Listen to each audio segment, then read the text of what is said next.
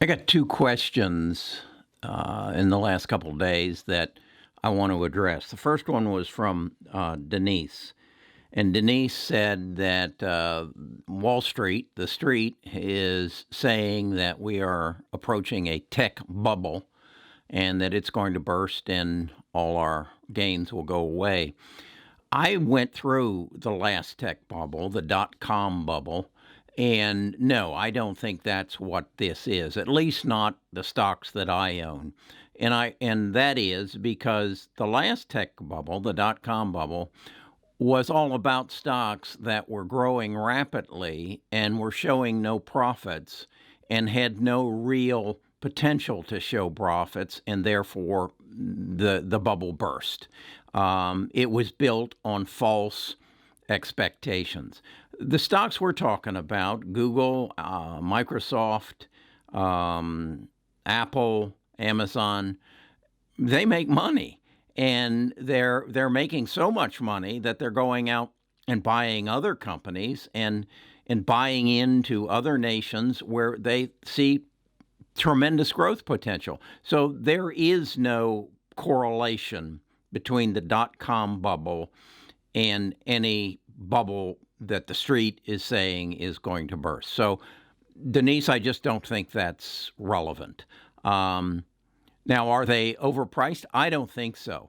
And again, I don't think so because of the growth potential in the other countries that they're going to. Then the other question came from Matt, and it basically was, do I believe that all this money that the government is pumping into the economy is going to have some adverse effect on the stock market, and should we back off?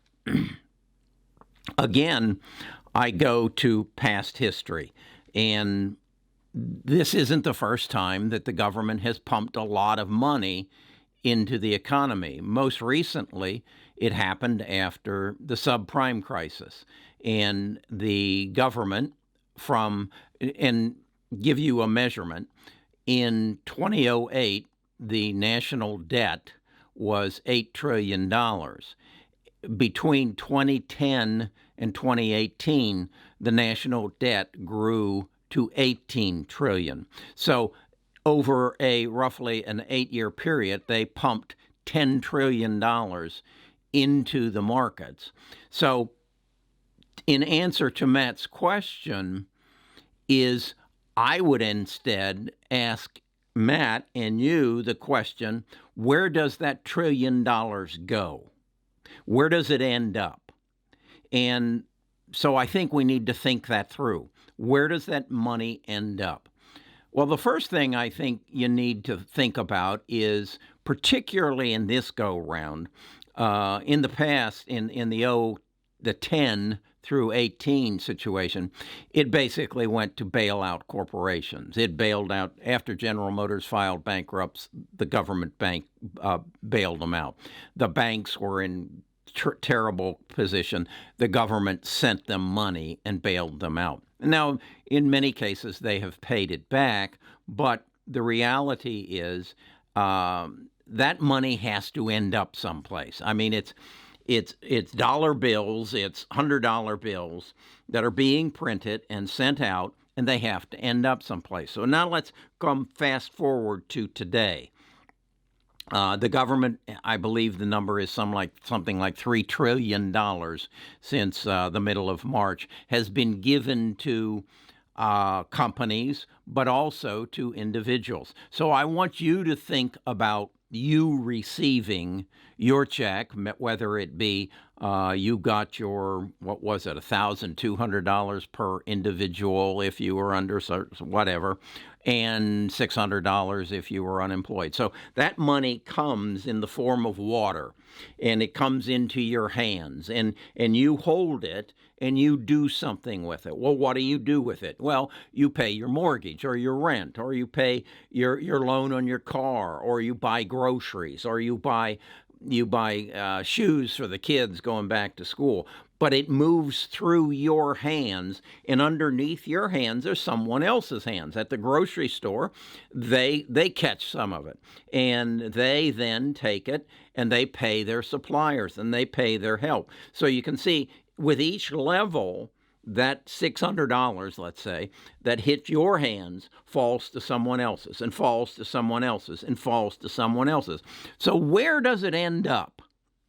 Well, at the bottom of that base of those hands is a reciprocal, and it falls into that reciprocal. And what that reciprocal represents is someone or something that has more money than it needs. Okay? It doesn't need that money for a grocery bill or for a mortgage payment. So it collects in here. Well, what do they do with it? Well, what do you do with your money of excess? You invest it. You invest it in stocks, you invest it in real estate, you invest it in yourself, but you invest it. Okay? So now who is the recipient of those investments? Well, I would argue with you, or I don't want to argue with you, that in the past 10 years, it has ended up in Amazon's hands, it's ended up in Facebook's, in Apple's, in Google's, in Microsoft's, and Tesla's. Now, how did it end up in their hands? Because you took it, and other people took it, and invested it in them. You still hold that money, but it's in the form of a certificate. I actually remember when they used to give you stock certificates. You hold it in the form of a certificate, if you will, for Tesla or for Apple or for Amazon. And you hold it and hang on to it and hope that the value of it goes up. Well, the other people who are holding it and hoping the value goes up is the corporations. That's how Jeff makes his money, is that you buy his stock, which he and his wife own roughly 51% of, and the value goes up. Now, does Jeff really turn that into cash? No. He did actually in December. I think it was something in the neighborhood of $4 billion, and his wife took out something like $400 million, because they quite honestly they saw something coming. We won't talk about that. So anyway, that's where that money ends up. Now, the other thing that you need to consider is it's in Jeff's hands. It's in your hands in the form of a stock certificate, but it came from someplace. Where did it come from? It came from your government. Your government printed that money and sent it to you. Okay, then are they going to pay it back? Well, in my last newsletter, I gave you a link to the URL is usdebtclock.org. And I showed you a picture of it. If you aren't getting the newsletter, by the way, just go to bestofusinvestors.com and I'll send it to you free of charge. So the government has this debt. And remember, I told you in 2008 that debt was $8 trillion. And then by 2018, it was $18 trillion. Well, what is it today?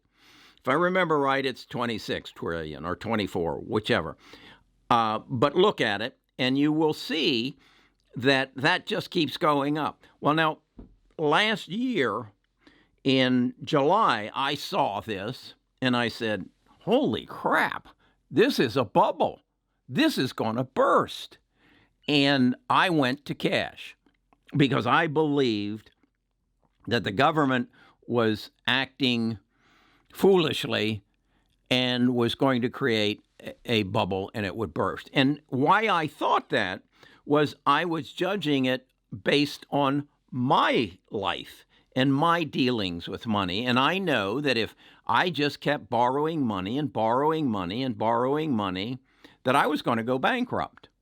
Because eventually, unless I had more coming in than I had going out, I was going to go bankrupt.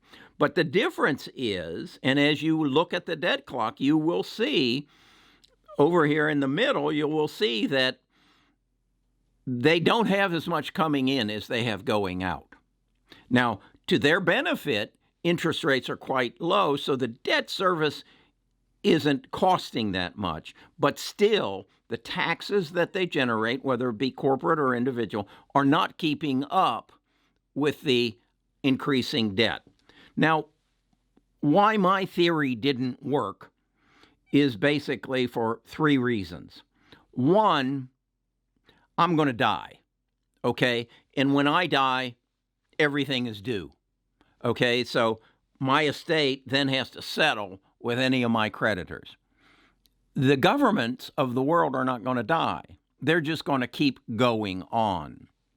And so they don't have a date at which everything comes due, death. What they do have, though, is a printing press in the basement that they can just keep printing money. And as long as interest rates are low and they can actually make more, or the economy can make more, it's probably a pretty good bet. So I see that going forward. And then I remember people saying constantly, yeah, but my grandchildren are going to have to pay this off. Okay, let's look at that. The largest debt growth in our country through probably the 60s was the debt for World War II. So have we ever paid off that debt for World War II? No. The debt just keeps accumulating, and that's how we got to $26 trillion where we are today. And as I understand it, they're thinking about having another relief package in the next couple months, as particularly the unemployment subsidy is coming off at the end of July. So that 26 will probably make its way to 30 trillion within the next year and a half.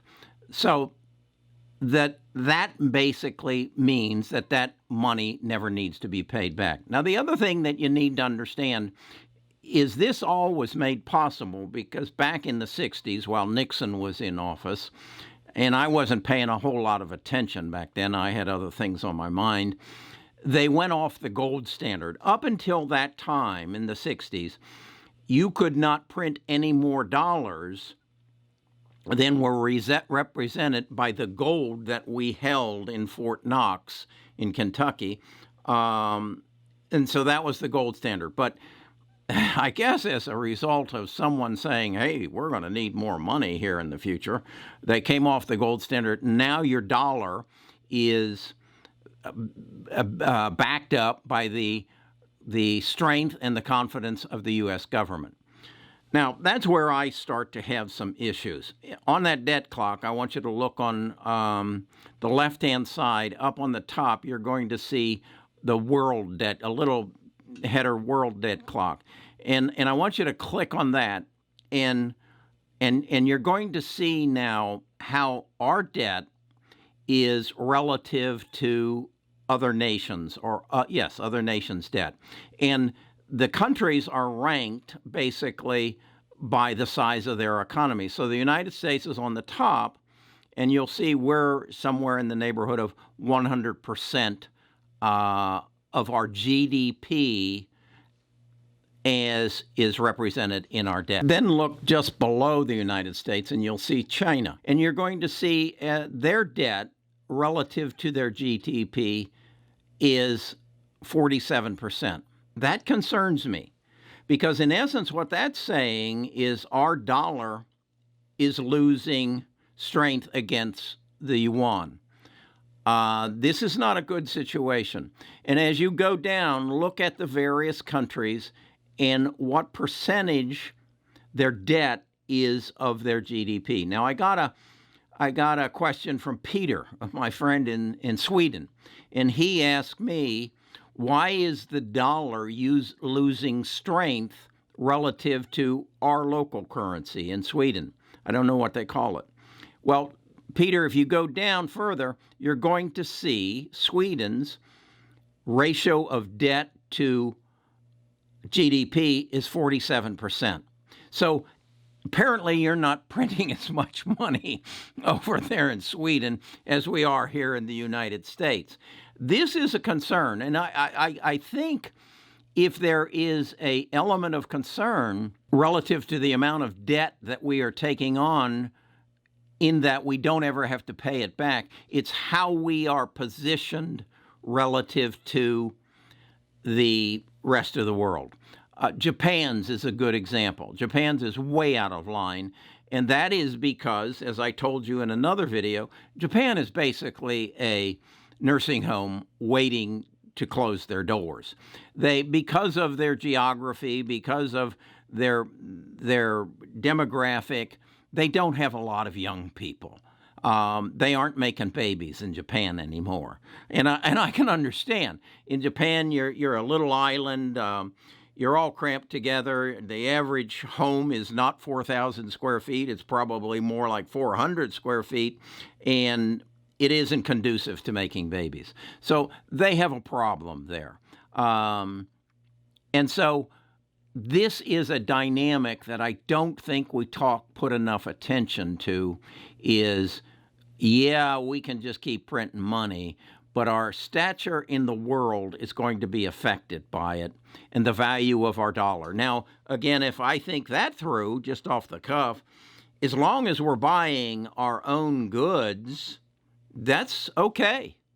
But if we're buying goods from China and our GDP debt ratio is much higher, twice theirs, their cost of their goods are going to come up and go up. So those are the two questions that kind of were haunting me that I think I needed to address.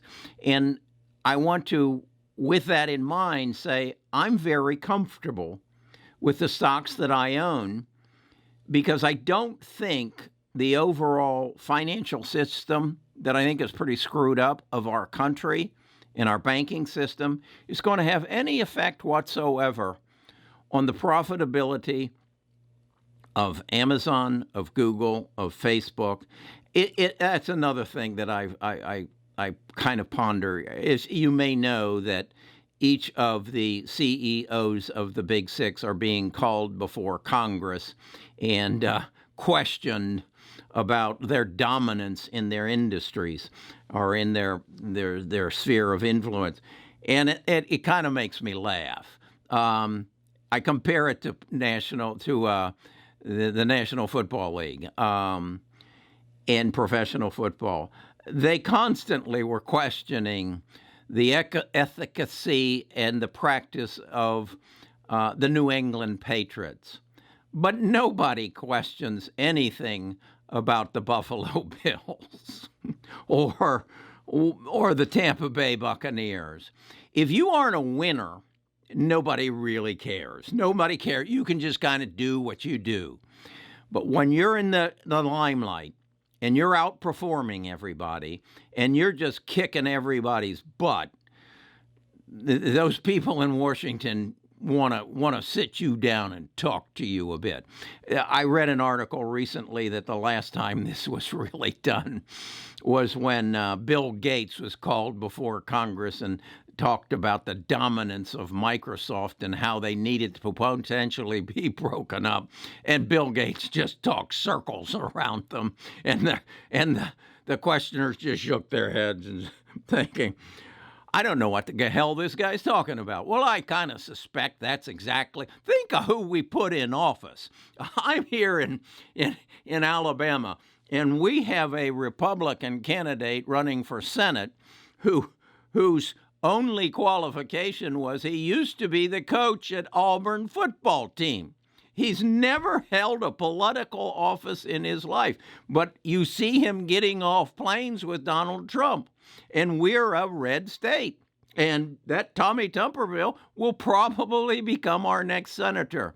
I hope the Senate creates a football team because that's all Tommy's qualified to do up there. He's never held a political office. Hell, he doesn't even live in Alabama. He lives in Florida, and we're going to make him our senator. Does this make any sense? I'm glad I'm not involved in politics, and I'm involved in the stock market because it makes total sense.